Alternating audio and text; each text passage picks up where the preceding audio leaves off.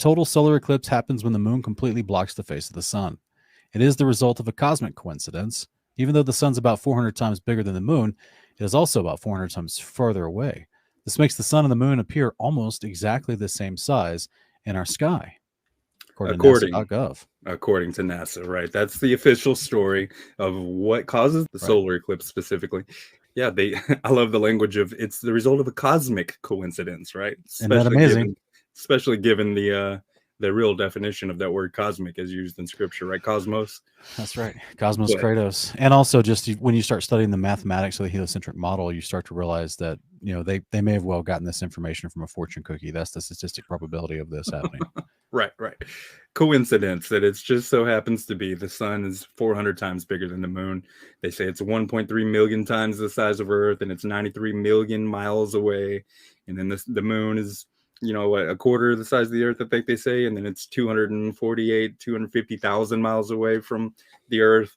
We would propose all that's nonsense. So yeah, just want you guys to understand. I'm sure most people get it that that's the basics of what they tell us. We do have first Enoch, the prophet Enoch, seventh from Adam, who says in chapter 72, verse 37, as regards to size, they are both equal, speaking about the greater light and the lesser light. We have episodes on both of those. If you're not familiar, check them out. First Enoch 77:3 also says, these are the two great luminaries, and the size of the circumference of both is alike. So both equal, the size of their circumference, both alike. It's telling you guys that they're the same size, created right. that way. They don't just appear that way by coincidence. They are literally made to be equal in size. There are 2 to 5 eclipses each year, and with a total solar eclipse taking place nearly every 18 months or so. So it's not some super rare event that a lot of people think. It's only rare for the perspective of individual locations, because here in America, we might not see one every year or every 18 months, but they're seeing them in other places of the plane of the Earth throughout those 18 months that we don't see it here in America. So, Well, even in the quote unquote Great American Eclipse of 2017, there was a totality path, and then there was what was it called, the penumbra path or whatever, the outer path outside the totality that was also shaded but not fully darkened, and there was entire swaths of the United States that didn't get darkened at all. Exactly. The Chaldeans used to predict the eclipses 3,000 years ago with a degree of accuracy that is only surpassed by seconds in these days because we have wonderful clocks. Yet they had an entirely different theory of the universe than we have, or than modern society has, right? Modern cultures. The fact is that eclipses occur with a certain exact regularity every so many years, days, and minutes, so that anyone who has the records of the eclipses of thousands of years can predict. They can predict them as well as the best astronomers without any knowledge of their cause. This was from Gerard Hickson, Kings Dethroned, a famous book.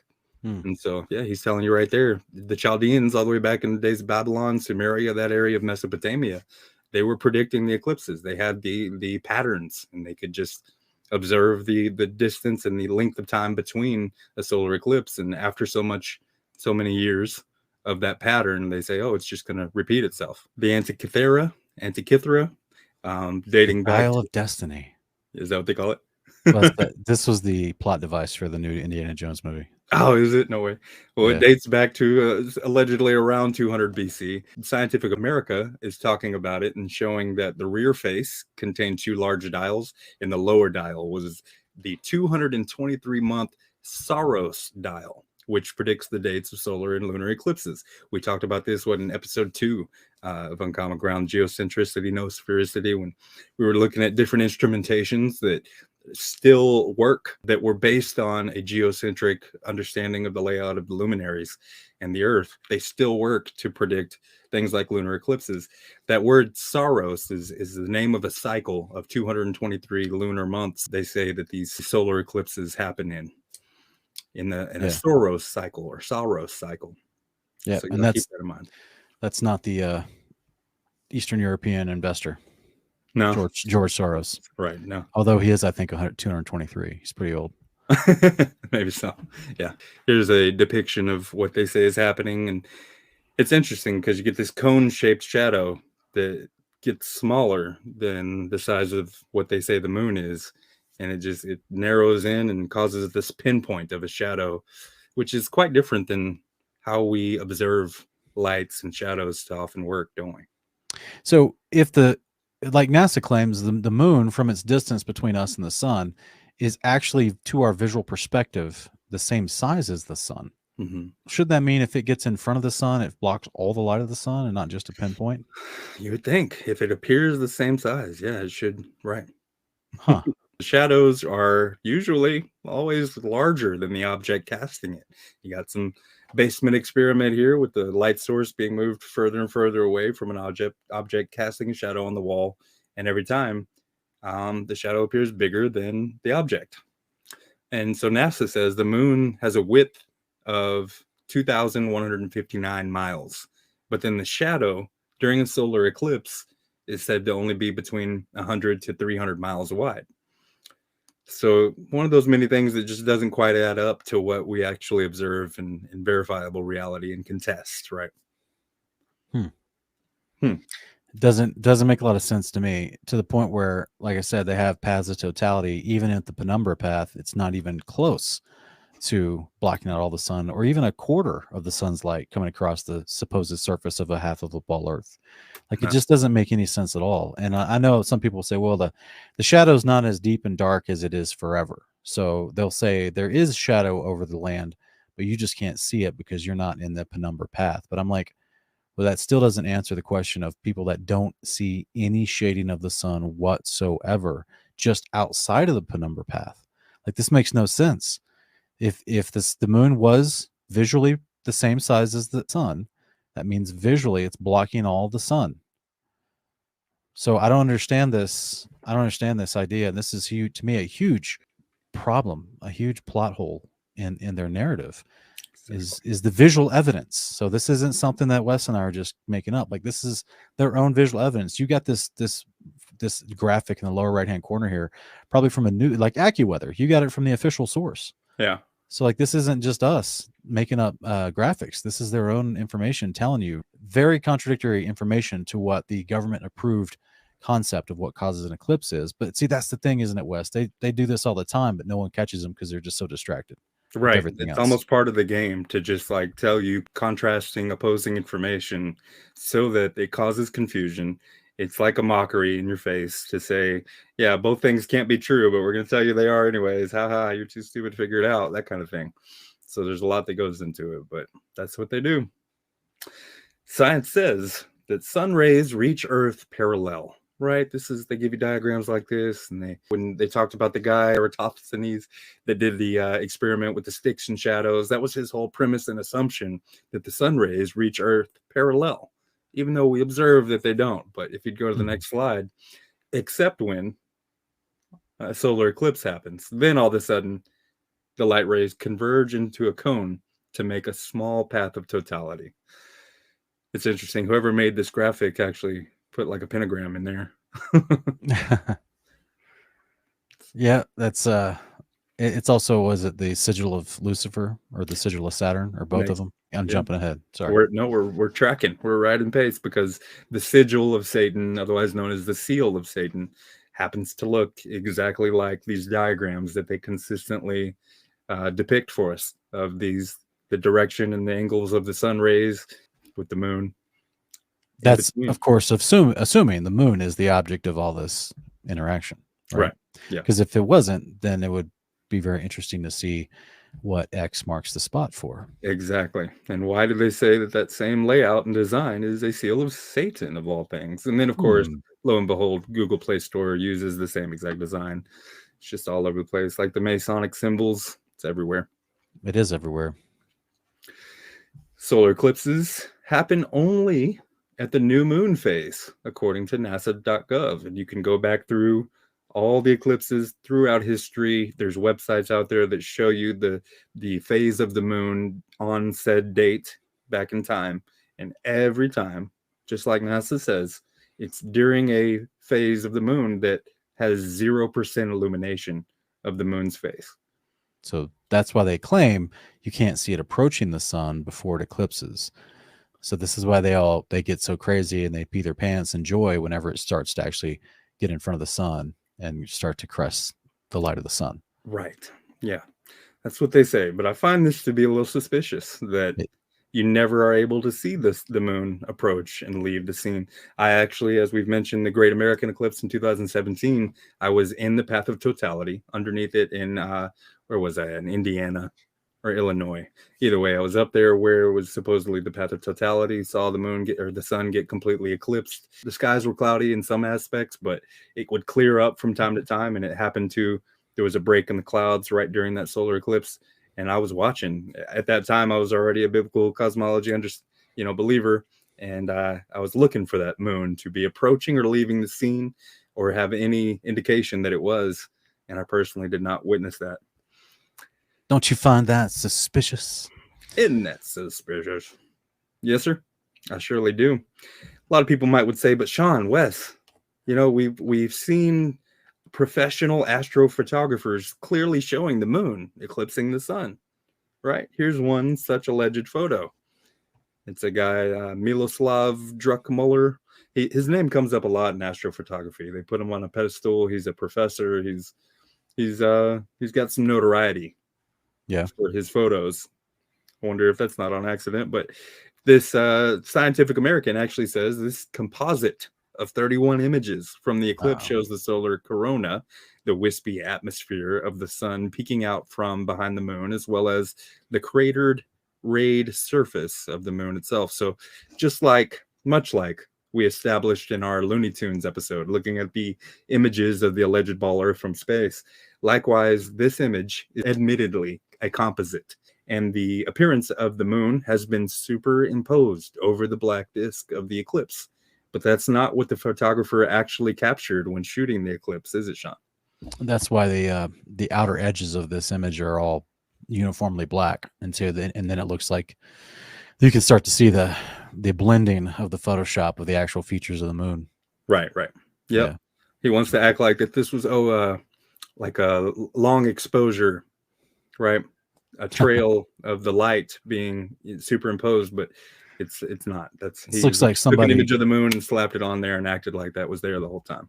That's crazy. It looks like someone dropped a bowling ball on a bed and a blanket. Yeah, with the indentation.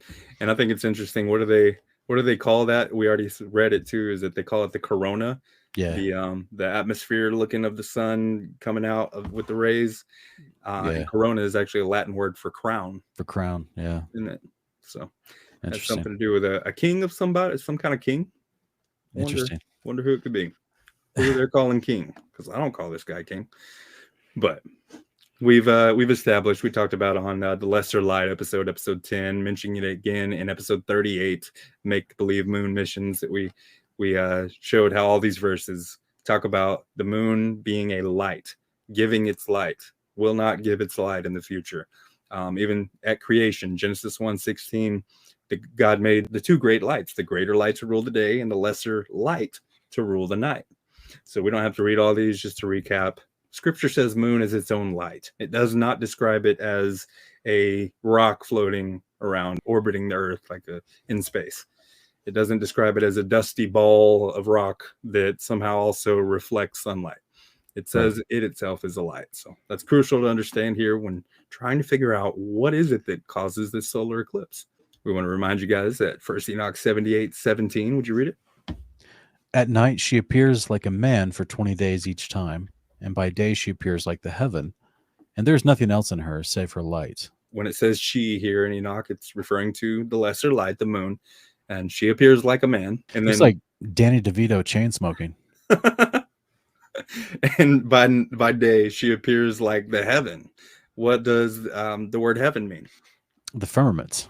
Right. It's the name in Genesis 1:8 given to the structure of the dome ceiling called the firmament. Blew my mind when you realize every time heaven's mentioned, it's referring to the structure that God created to contain our atmosphere, to give us a breathable air to live in. But during the day, she appears like the heaven, like the firmament, with just the blueness behind her. It looks like the moon is transparent, or like you can see through it because of the blue coming through the areas that are called craters. But there's nothing in her save her light. That's the most curious part of this verse. Yeah. It suggests that I don't know how else to say it. There's nothing else in it, in the moon, except for just the light that it radiates. And sometimes that light decreases and wanes until it's 0% illumination, and it goes through the phase again until it's full. This is what the rest of Enoch 72 through 82 expounds upon, is the phases of the moon, in addition to the sun and stars, but it spends time on the moon and how it goes through the month and grows in light and then wanes in light. I remember wondering as a child, why don't we see a solar eclipse more often? If it's true that the moon has an orbit where about every 27, 28 days, it makes its way around the earth. We're turning every day. So why don't we have a solar eclipse every month of some kind? It just turns out that according to NASA, the moon's orbit wobbles. Sometimes the shadow's too high above the earth over the sun. Sometimes it's too low underneath the sun. This is how they say this is why they say we don't have one every month, because it has to be just right. The moon the moon has to hit that coincidental alignment. So then if this is the black disk of the moon that we see during the eclipse, and it's just so dark, right, completely covering up the light of the sun, then why don't we ever see the black disk of the new moon, as they say it is during the solar eclipse? Why don't we ever see that move across the daytime sky like this? Well, every month you should see something. You would think, if because they know its path of trajectory. Yeah. And so there are two reasons. If you look deep enough, timeanddate.com says 2 reasons why we can't see the new moon: the alignment of the sun, the moon, and the earth leaves the side of the moon that faces earth in darkness. This is called a conjunction or syzygy. No duh, right? The other side of the moon allegedly is dark. We get that dark side of the moon. That's what they say, at least. But if you let it play for another second, the new moon is up in the daytime sky. It rises and sets around the same time as the sun, bringing it too close to the sun's glare to be seen with the naked eye. I find that to be just kind of ridiculous. That you can't see the new moon because the glare of the sun, but yet then you can see it as soon as it starts to come over the face of the sun. Yeah, it doesn't make a lot of sense, does it? It doesn't, does it? So again, I ask, why doesn't it appear like this black dot? Because if it's in front of the sun's further away than the moon, they say, so much bigger. Then if it's really this black disk that goes over it during a new moon, you should see that black disk during the new moon phase, even if it's under or below the sun. That's right, especially with it being backlit according to their model. Right. It should block out whatever bit of sunlight that it's in front of, therefore causing a big shadow area. If it really was a white rock that illuminated lumens of light so much so that it shines upon us, then that means you would see the moon's illuminated light as almost like a horizon line as it's being backlit from our perspective over the top of it. That's what I'm saying. $50 million on the daily, that's the banknote. Just for some computer animation from a space probe. That's a cartoon, all I'm seeing is a fake globe. And NASA never landed on the moon, it was a fake, bro. So peep the show, ain't no sleeping, no, I'm on no dose. I preach the kingdom, I'm still tipping on fofos.